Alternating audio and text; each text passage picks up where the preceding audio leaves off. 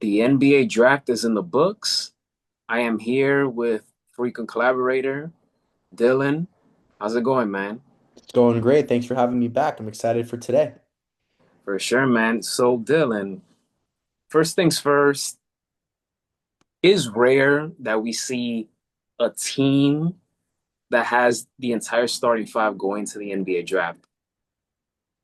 Duke, that very good Duke team, all of them, congratulations to all of them for going to the NBA draft and getting drafted. It would have been a much more fascinating story had they won it all and Yeah. they had the chance to win it all, but it's still amazing. It's still an indescribable feeling that to see, you and your brothers that you went through battle, all you guys are going to the NBA. So, and this is coming from a North Carolina Tar Heel fan. So, I got to give credit where credit's due. So, Cooper Flag, he's going to the Mavs, which is still funny to me that the Mavs landed number one. And and then this is the first time I believe since 2019 that Duke had more than one player going to the first round of the draft, which was Zion Williamson, RJ Barrett, and etc. So, but aside from Duke, I want to touch on this one because it's one of those things where either the story's getting overblown or have people forgotten that this happened before, but I understand with the NIL situation, people are going to look at it as Right. ungrateful, whatever the case may be. And that is Ace Bailey. Ace Yeah. Bailey has been one of the names that has been talked about a lot for days because supposedly him and his campus team, they rejected workouts and supposedly, I'm saying supposedly because we don't know what goes down behind the scenes supposedly that he didn't want to get drafted by Utah or Charlotte, but then the Utah Jazz, Danny Ainge and his son, they still drafted him. They didn't backpedal or back down. So that's the first one that I want to ask you. What do you think that that story is being overblown? Because we have seen cases like this in the past, but I feel that because of NIL and with the social media and everything, it's hard to keep things, under wraps. So, do you think that the Ace Bailey situation is being blown out of proportion, or do you think that the criticism is fair enough to a point where, okay, he's being a little bit selfish or spoiled? I think it's a bit overblown because especially now with the amount of money these college athletes are getting and the skill level that they have coming out, I think that they've earned the right to kind of have an opinion on where they go because if you think about it, the main objective for these players is not only to get to the NBA but to be successful. So if Ace doesn't feel comfortable going to the team because he feels like he won't be a successful player there, I think he has the right to express that and say that. Now, for Utah to draft him, I'm a little bit on the fence about that. On one hand, he was the best player available. He fits their plans. Now that they just bought out Jordan Clarkson, it makes more sense for him to be there now. But at the same time, it's like if they knew in going into the draft that he didn't want to be a member of the team, why would you draft a guy where there could be a locker room problem? Especially a team like the Jazz, who are coming off of one of the worst seasons that they've had in years, right? They are trying to turn things around quick. They have talent. They're trying to get more talent on that team. So again, I do understand why they drafted him. But now they're in a situation where now they have a locker room situation before the season even starts. And now you have just that hanging over your head. And I don't know. I feel like it's kind of one of those situations where if Utah really wanted to avoid a problem, they should have listened to Ace a bit more. But I also see the side where it's like, okay, you are getting drafted to the NBA. You are lucky that you got drafted that as high as you did. The least he could do is be like, okay, I'm grateful they drafted me, and I'm gonna play. But again, he does have the right to say where he wants to go or that where he doesn't want to go. So I see both sides to the story, honestly. I do.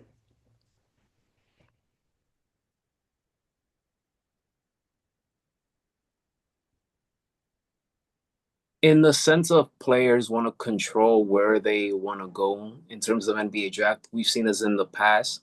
In the 80s, Danny Ferry, when he played for Duke and then he got drafted, but he decided to avoid going to the Clippers, I believe it was, and he went on to play in Italy. Shaq when he got drafted by the Orlando Magic before he went to Orlando. Supposedly there were rumblings that maybe him and his people they were going to try to negotiate to land him to the Lakers. Which, funny enough, years later he ended Yeah, up doing that. So we've seen this before, and I believe Evan Mobley he turned out a workout for Cleveland, and he still got drafted by Cleveland. I'm not the type of person that likes to give everything to the players because one thing about life is when you give everything to a certain person, they're not gonna appreciate at the end of the day. true. Even though you gotta do things from your own heart and not expect Yeah. anything in return. But when you give, and there's no restrictions or a contract being placed, then it most of the time it's not gonna be a happy ending. In Ace Bailey's case, I get it. But at the same time, when we're talking about a draft, what if you're a very low level pick? That's the thing though, too. What if you're a low level pick and you only have only You one team that's interested in you?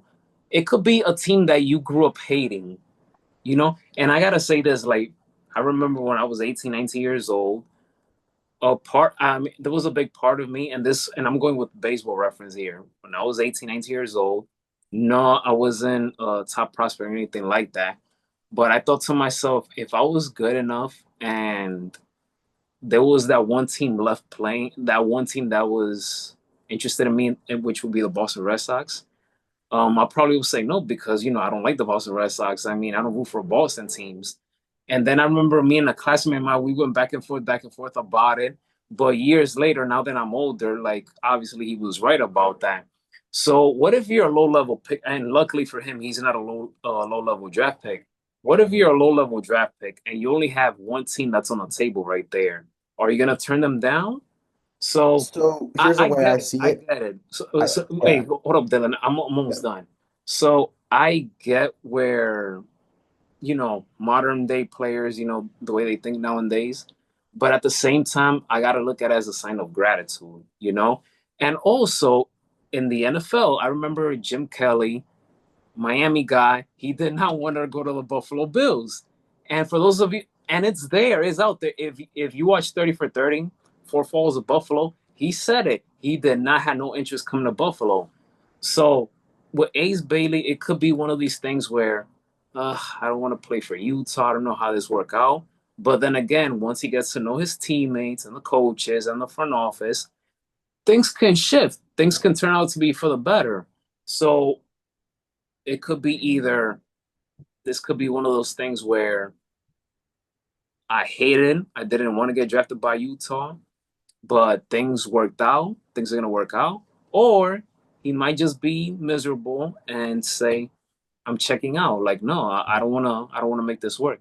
So this could go either or, but we have seen this in the past in the sense that players they want to control where they want to go, or even players that they didn't want to get drafted by a certain team, but then it ended up working out. Even Right. Bad Boy Pistons, Isaiah Thomas, he did not want to go to Detroit. And look what happened. So we just got to give it time with Ace Bailey. And I wish the kid nothing but the best. Listen, it's a blessing, man. It's a blessing It to is. get drafted. Um, it's an emotional journey, especially when you share it with your family, with your day ones. So with Ace Bailey, it's a little bit overblown if it's indeed, based on from the reports and everything out there. But I just hope that it works out with the Utah Jazz because I'm a big supporter of small market teams, teams that barely, succeed. And yes, it's lousy times in Utah, but hopefully he can be one of the reasons in why this organization is going to turn around for the better. Yeah, and I have a hot take too. I honestly feel like, going back to what you said, all these players didn't want to play for their teams and ended up showing up and being studs. This could very well be the type of player who turns into, I'm gonna say it, John Stockton, Karl Malone level player. I'm only saying that because you saw what he did in college. He's now on a team he didn't want to play for. And then there's a report that came out today actually that he not only did he report to Utah on Saturday, He even said in his press conference how he's blessed to be in a Jazz. So it looks like things have kind of shifted for him a bit, and I think he's bought in. And I think Ace Bailey is going to be the guy that turns them around or at least gets them to that level, and he's going to be their headlining player for a long time. So I think that what started off as I don't want to play with the Jazz is going to turn into he's going to be a superstar for the team. So we'll see what happens with him, but I have high hopes for him. I really hope so, and I really want that for the city of Utah. I really do. So the next one that we're gonna talk, and I'm gonna let you take over this one because I'm already talking a little too much, but I really want you to take over for this one because you feel so strongly about it. And just take it from there, Dylan. Take it from there. Well, so I was half joking when I said this, but I sent out a tweet kind of talking about the NBA and how I wasn't super sold on the way people evaluate talent. The reason why I said that is there's one draft pick, two draft picks actually, who I believe are going to be very good value picks. That's Johnny Broome from Auburn and Maxime Reynaud from Stanford at 42, I believe. Both of those guys, in my opinion, going into this draft, I have them as first round talents. Johnny Broome tore up the SEC in the hardest conference in basketball this season, I believe. I believe they had the most representatives in the tournament. So there's that. And Maxime, I mean, I kind of understand why he was drafted where he was because he is on the older side for a rookie. He's 22. A lot of rookies are 19, 20. But when you look at his numbers, I mean, come on, how is he a second round talent when he's averaging 20 over 20 points a game, which is more than what Flag averaged in the same conference? He led, I believe, the NCAA in rebounds, and he was a first team All ACC player. He was the big reason why Stanford won 20 games for the first time in, I believe, 5 seasons.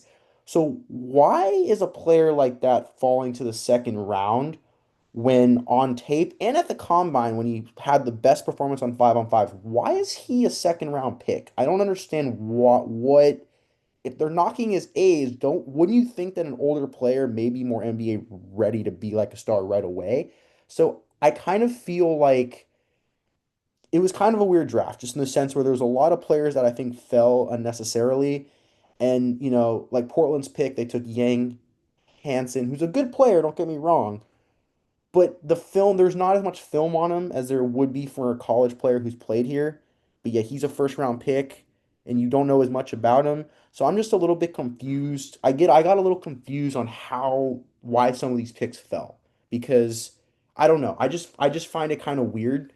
And look, granted, both of those players have the potential to be like the Cola or Draymond type guys where they're picked late and they turn into stars. That could very well happen.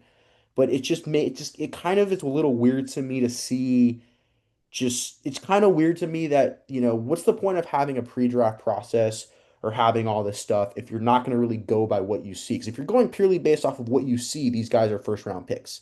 And you're going to have these other guys fall because they weren't at the combine. So it's a little weird to me to have that happen, if that makes sense. Just because you look at what they've been able to do. Maxime is a dynamic player, and the reason why I'm bringing him up is because I followed his career a lot, so I kind of know about him in college. He's a dynamic guy. He's a great defender, great scorer. He's long, he's physical, he's a total package. He's the type of guy who you draft him and he could be an immediate impact center. There's a lot of center needy teams that could use a guy like him, but he fell to the second round. Broome averaged, I believe, 19 points plus in the SEC against teams like Florida, teams like Alabama, who went pretty far, Arkansas went pretty far. You got all these teams in the SEC that are absolute powerhouses, and you got Broome as the headlining player for a number one seed team, and he falls. Walter Clayton, right? He is a first round pick, but Walter Clayton was the best player on the Florida team that no one thought was going to win it all going into the season, and they ended up being the champions. And yet he's picked what, the 20 something? So I don't know. It's just I find it kind of weird how I wonder what goes on in these scouts' heads sometimes. Like I wonder what they really look for in those situations. The Johnny Broome one really caught me by surprise. Mind you, I didn't watch the draft at all, but when I did my research and to find out um especially for day two, because as I got older, Dylan, round two grabs my attention more than round one because I feel like those guys have a chip on their shoulder and they get overlooked. And we've seen it so many times in the past. players that turn out to be very good that come out of the second round. So when I saw Johnny Broom land in round two, I was like, what? What? And then you have guys like, again, as a Tar Heel guy, I'm a straight shooter. I gotta call it like how I see it. I did not feel that Drake Powell should have been in the first round of the NBA draft. So the fact that you mean to tell me that he gets to go to the first round and Johnny Broom is no way. I'm like, no, no way. So I do agree it was a weird draft, but hey, if I'm Johnny Broom, I don't. I'm sorry. I don't like Draymond Green. I respect what he's done. I'm not the biggest Draymond Green fan, but I will say this: if I'm Johnny Broom, I would go and check Draymond Green's post-game press conference interview when the Golden State Warriors won in 2015. He needs to watch that speech. If I'm Johnny Broom, I remember that. I would watch that. Yep. For those of you that don't know what I'm talking about that are watching this, I'm gonna paraphrase it.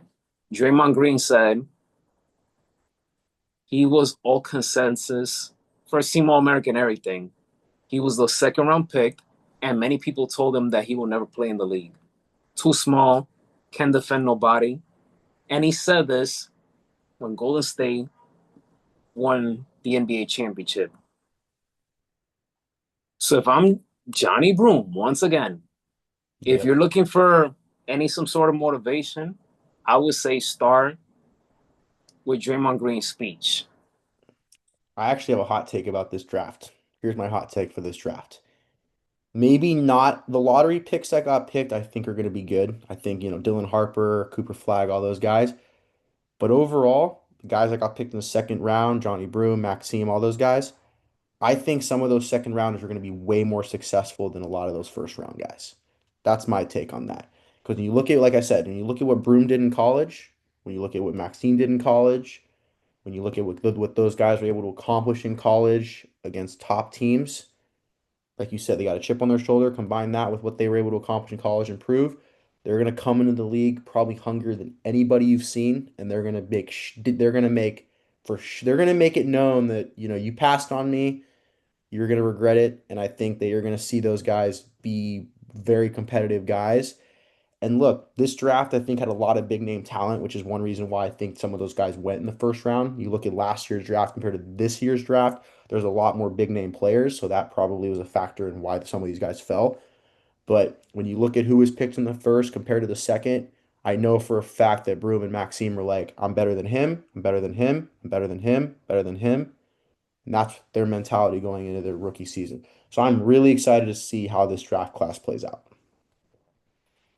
And Dylan, I gotta thank you because I didn't really know much or follow much of Maxime. So as soon as you mentioned his name during this, I was like, let me type so make sure that I'll check him out after this. So thank you Yeah, no for that. worries. So I'm definitely gonna be checking his stuff.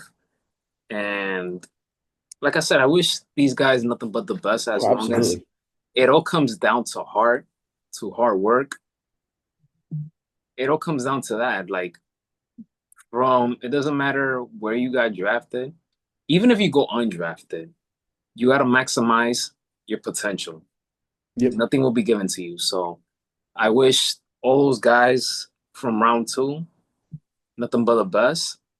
And but yeah, I'll definitely will be checking out Maxime. I mean, and you are covering for Stanford, so Yep. therefore, I've seen Maxime play. so you know the ins and outs of Yep. these guys. I've seen those guys play a lot, and I will tell you this right now, if you haven't seen, for those of you guys that don't know Maxime, if you haven't seen him play, Sacramento is a perfect spot for them because they're a kind of rebuilding team. They're a couple years removed from a playoff appearance, but they didn't go very far. They got a new coach. They're a rebuilding team. I'll tell you this now, he's a type of player, may not start from the jump, but he's going to be a very dynamic player and he's going to make Sacramento very happy. So for all you Kings fans out there, you guys got a good one.